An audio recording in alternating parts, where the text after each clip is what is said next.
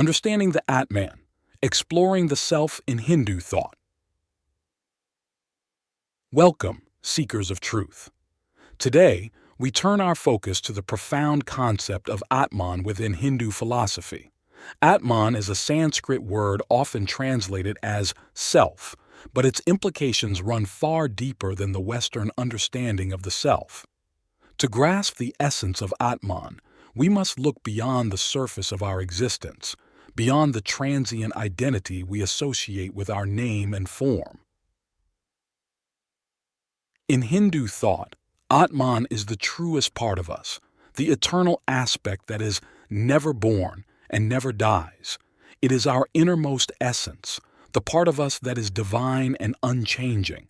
The challenge we face is that this sacred presence is obscured by the layers of our personality, our desires, our fears, and the ceaseless activity of our minds. Let us explore the Atman by first considering the nature of our everyday consciousness. We identify with our body, our thoughts, our roles in society, and our personal history. However, these are merely the clothes the Atman wears.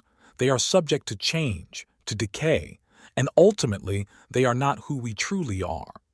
The Atman, in contrast, is the silent observer of all these changes, unaffected and serene. In the Katha Upanishad, a sacred text of Hindu philosophy, there is a conversation between the young seeker Nachiketa and the Lord of Death, Yama. Yama describes the Atman as the size of a thumb, residing within the heart, always residing within the hearts of creatures. This poetic description isn't to be taken literally, of course. It's a metaphor for the Atman's intimate connection to our existence, found not in a physical location but within the core of our being. To connect with the Atman, we must go through a process of discernment known as viveka in Sanskrit. This is the ability to distinguish the eternal from the transient, the real from the unreal. This discernment is not merely intellectual. It is a deep knowing that comes from direct experience. The practice of meditation can be a tool for this, allowing the mind to quieten so that we can experience the Atman directly. In the stillness of the mind, we can catch glimpses of our true nature. Now, consider the concept of Maya, often translated as illusion. Maya is the cosmic force that creates the phenomenal world and the sense of separation from the divine. Under its spell, we forget our true nature.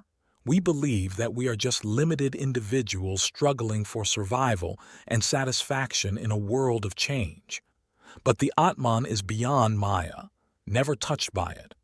To know the Atman is to be free from the illusion of separation, to see the unity of all existence.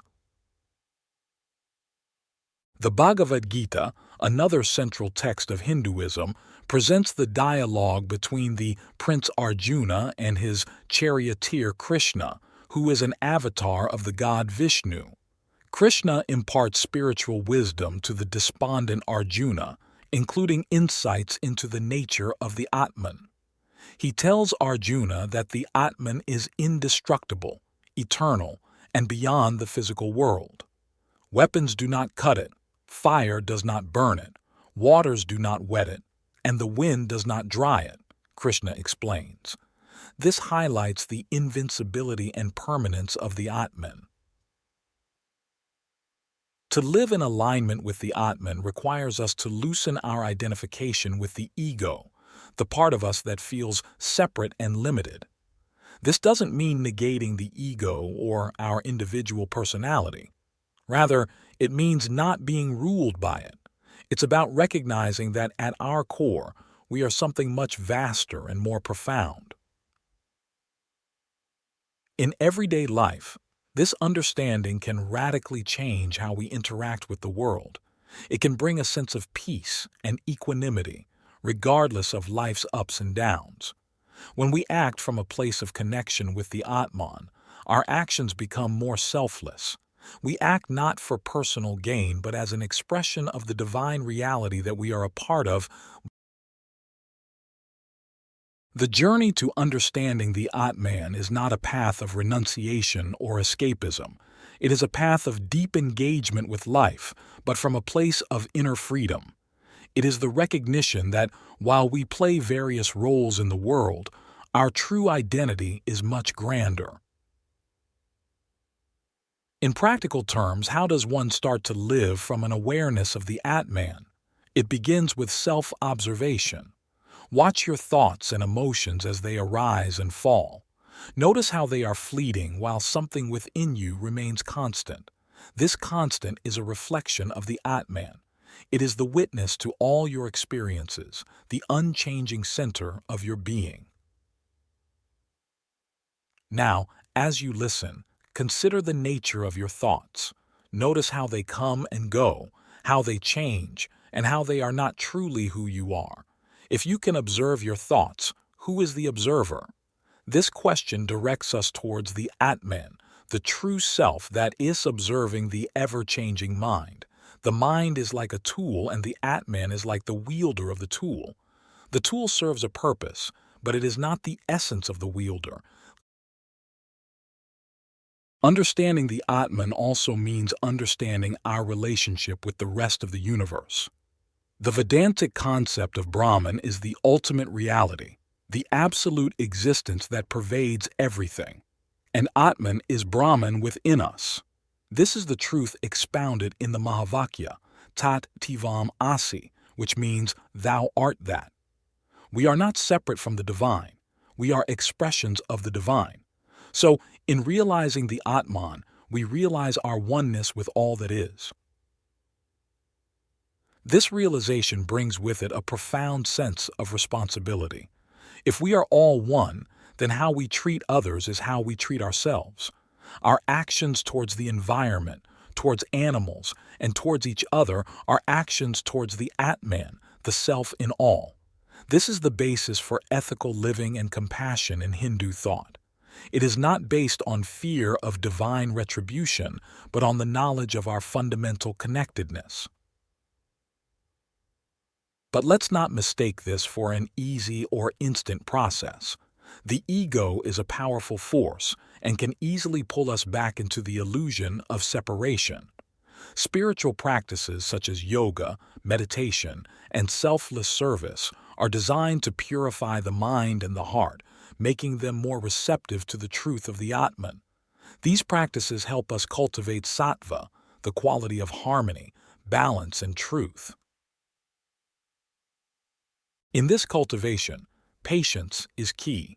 As we align more with sattva, we may find our old patterns of raja, passion, and tamas, inertia, arising with even greater force.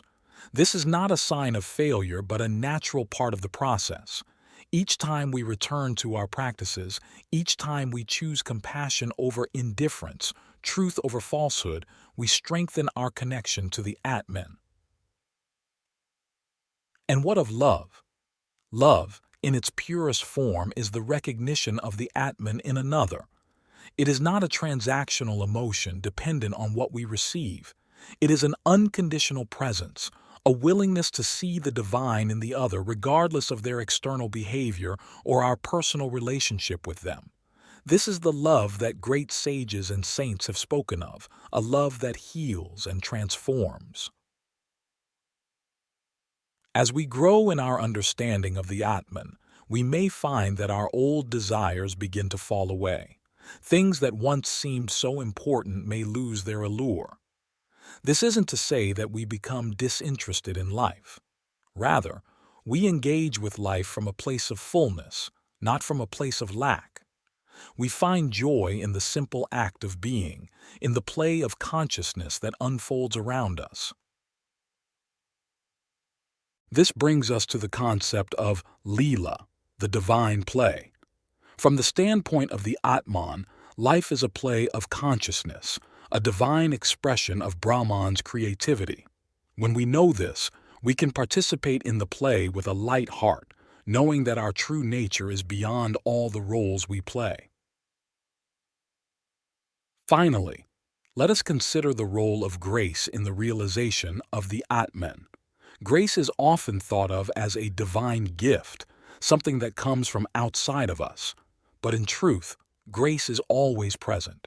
It is the very nature of the Atman, the underlying reality of our existence. Our openness to grace is what allows it to transform our lives. In conclusion, understanding the Atman is a journey of a lifetime and beyond.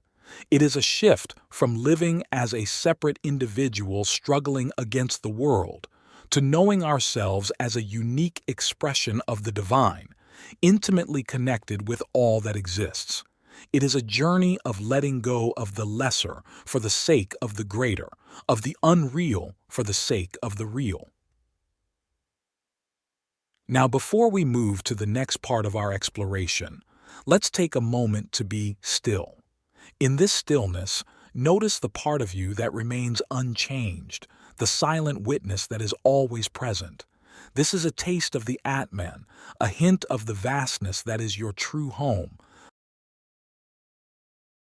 The luminous self, dissolving illusion, embracing eternity. As we continue our exploration into the profound depths of Atman, we venture into the realm of liberation, known in Sanskrit as moksha. This liberation is not from life itself, but from the ignorance that causes suffering, the ignorance of our true nature. The realization of Atman brings us to the understanding that what we seek outside ourselves has always been within us.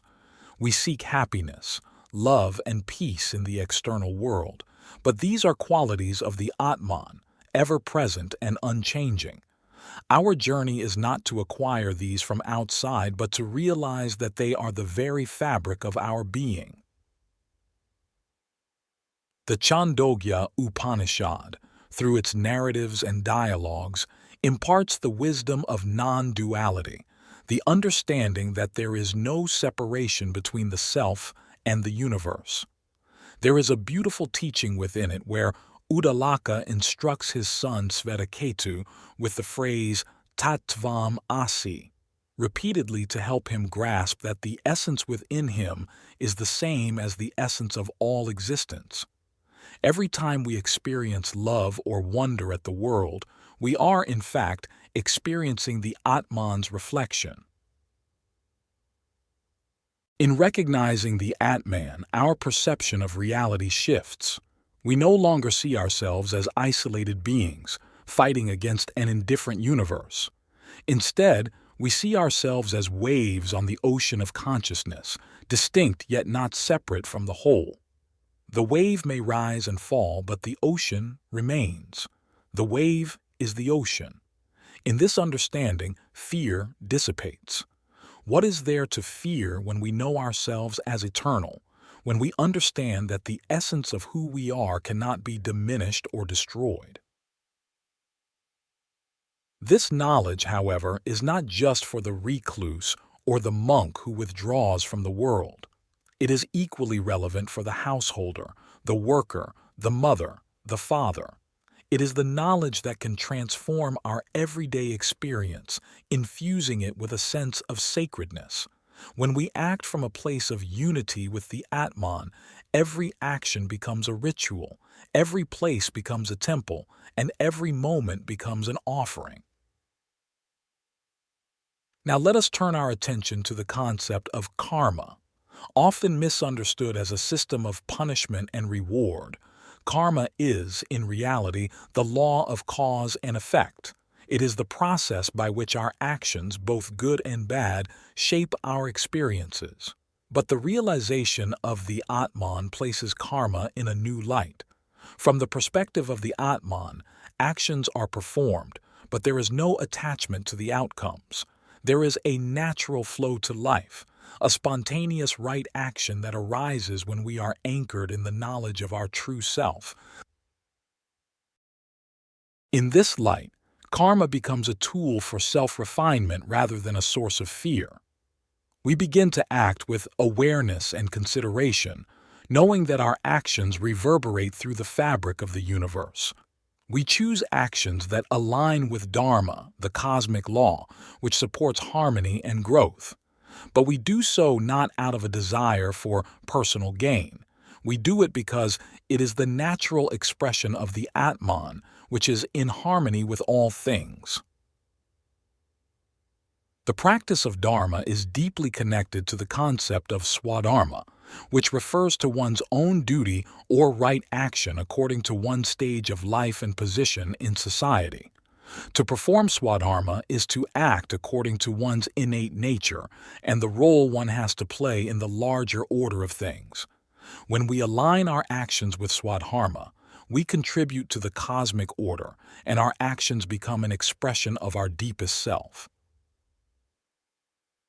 The Bhagavad Gita teaches that it is better to perform one's own duty imperfectly than to perform another's duty perfectly. This is because Swadharma is the path through which we can come to know the Atman. It is not about the external action but the spirit in which it is performed, with selflessness, dedication, and as an offering to the divine. We must also consider the role of desire on this journey.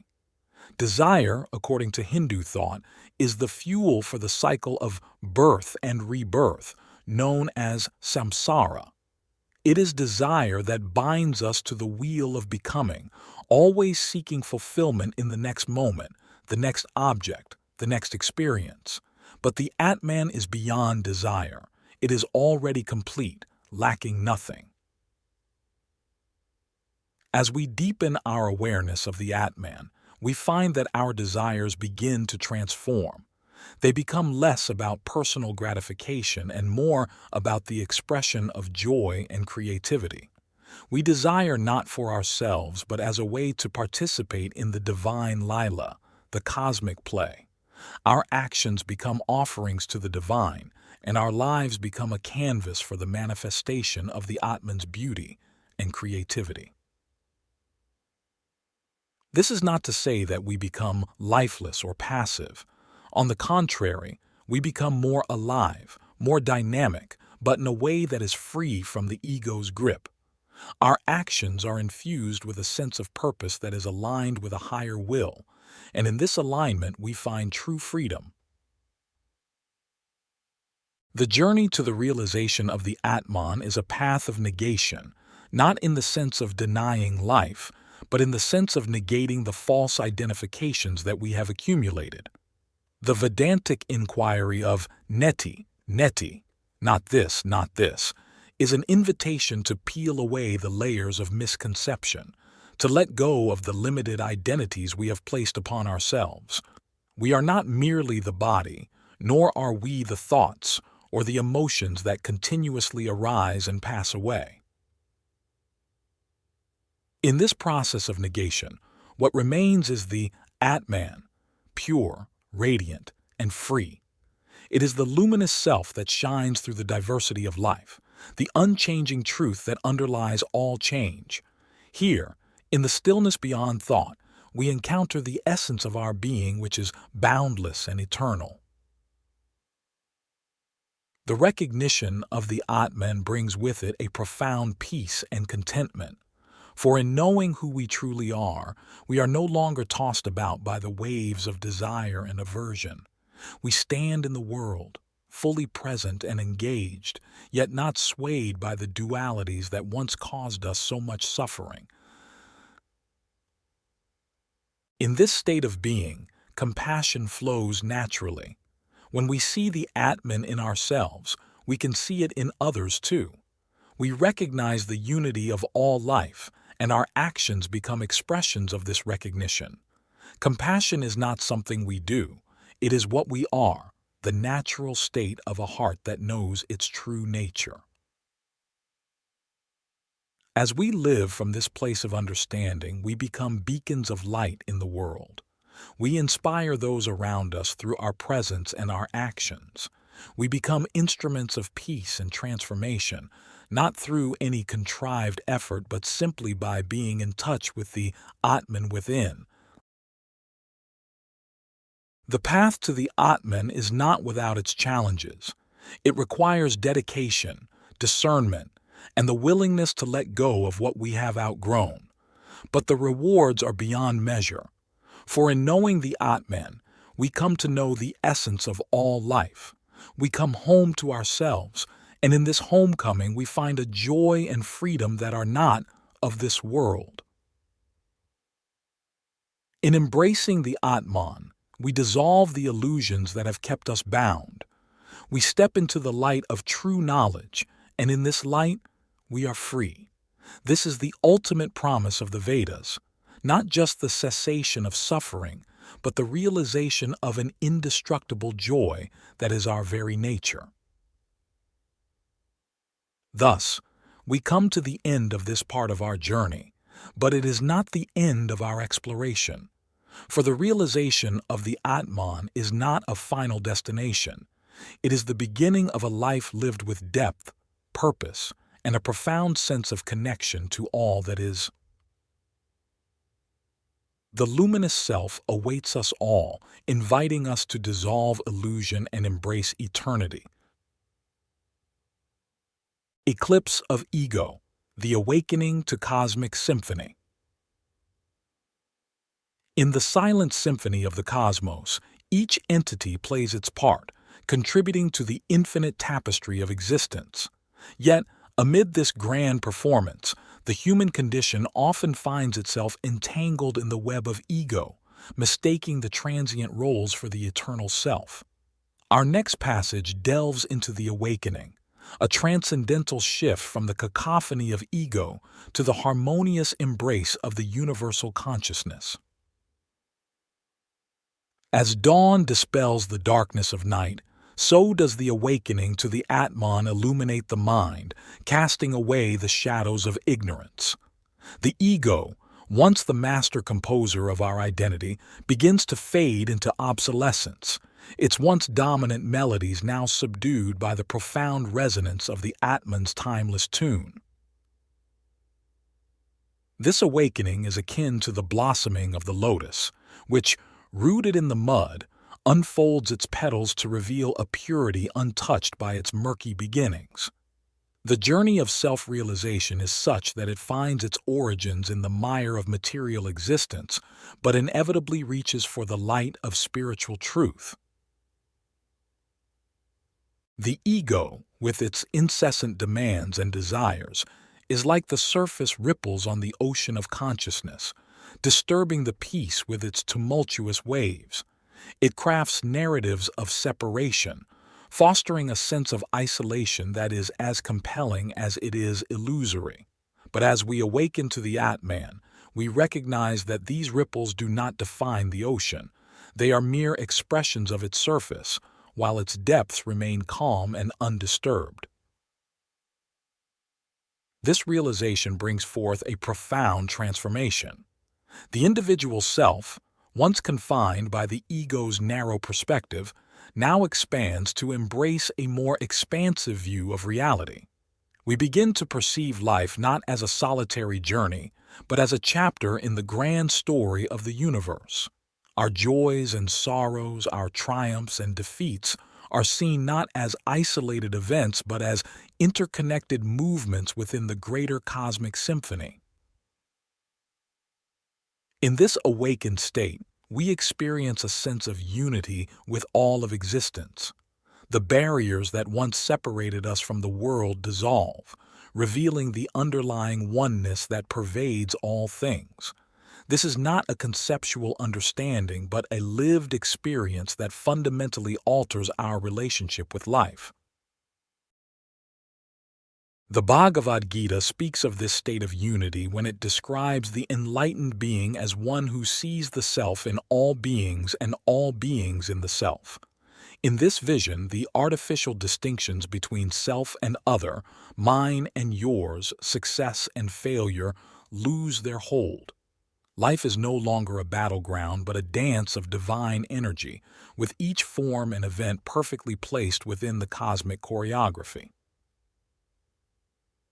The dissolution of ego does not imply the loss of individuality or the cessation of action. Rather, it signifies the release of the constricting grip of self-centeredness, allowing for a fuller expression of our true nature. Actions arise not from the compulsion of personal desire, but from the clarity of divine inspiration. We become instruments of a higher will, our lives a testament to the creative impulse of the universe. In this state, love becomes the natural state of our being. Unconditional and boundless, it flows from us effortlessly, for it is the very essence of the Atman. When we love from this space, it is not a transaction based on personal gain, but a spontaneous outpouring of our true nature. The awakened being moves through the world with grace and equanimity, for they are anchored in the eternal rather than tossed about by the temporary fluctuations of the world. They are like the mountain, which remains steadfast regardless of the weather that plays upon its peaks and valleys.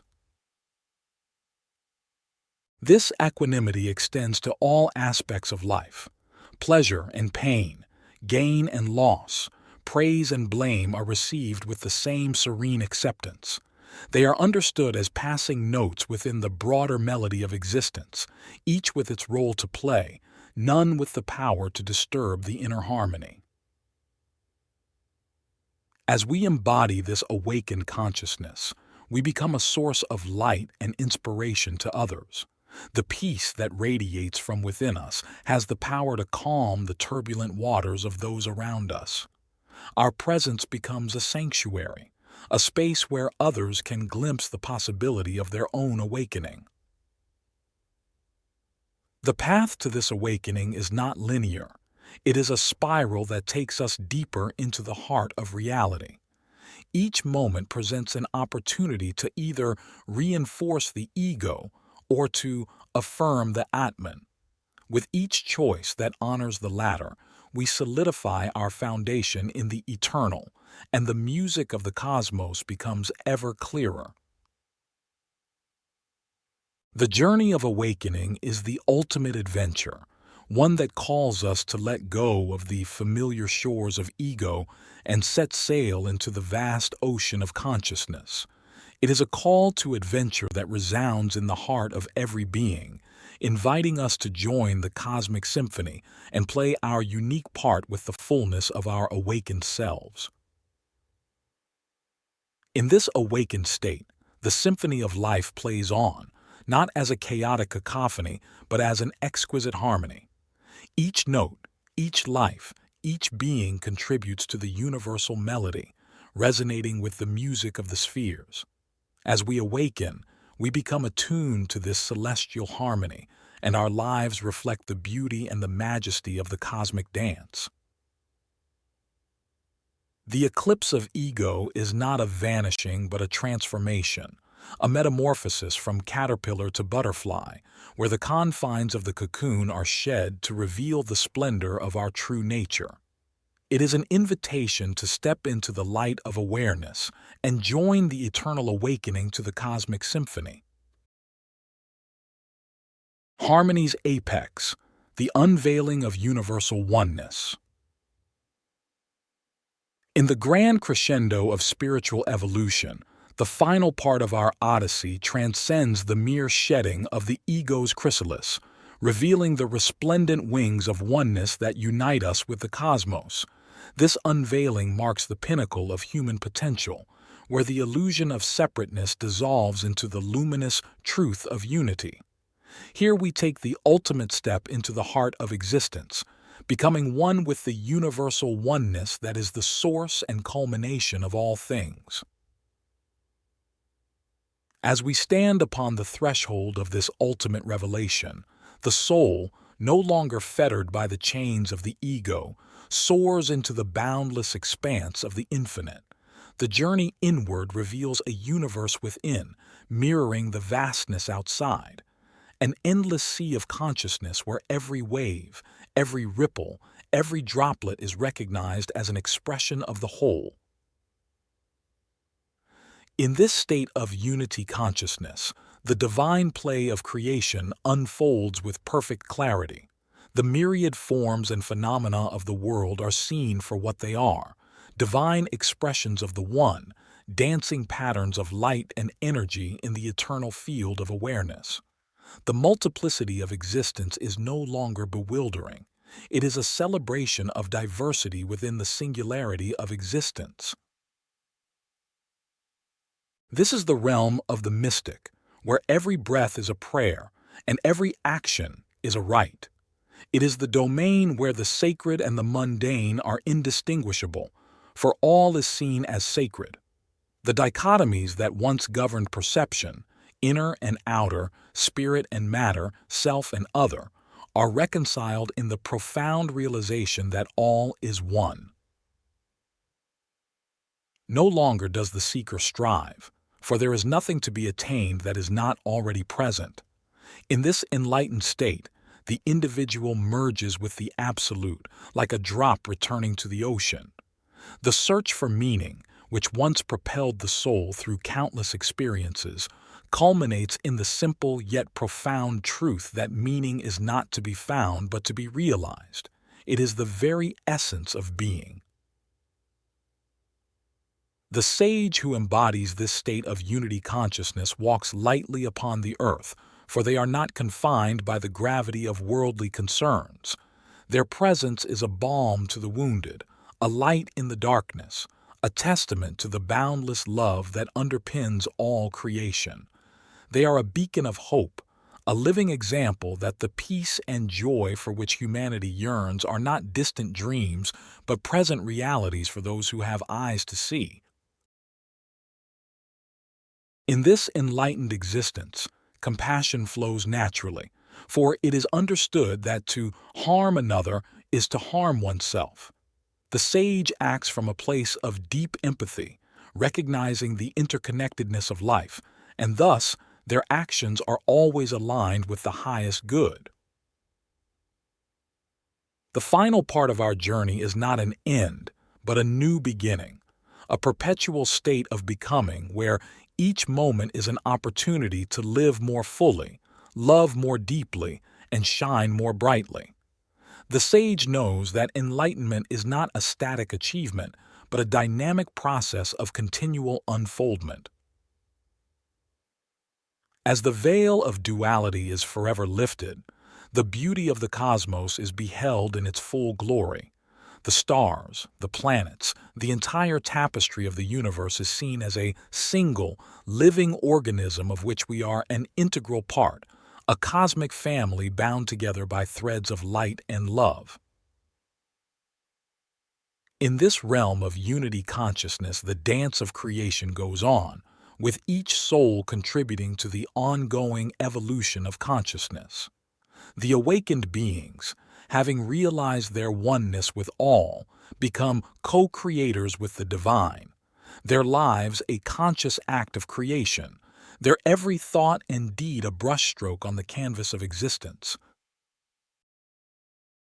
Thus, we come to the grand finale of our spiritual saga, not as a conclusion, but as the continuous unfolding of the infinite potential that lies within us all.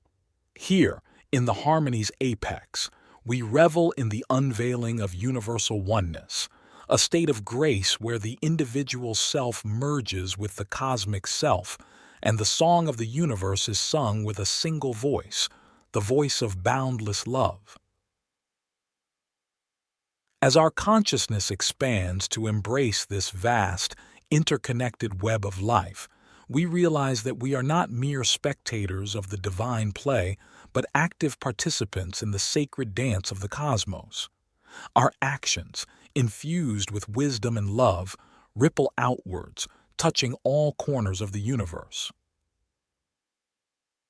In this transcendent state, we become the embodiment of the peace we have sought, the love we have cherished, and the unity we have envisioned.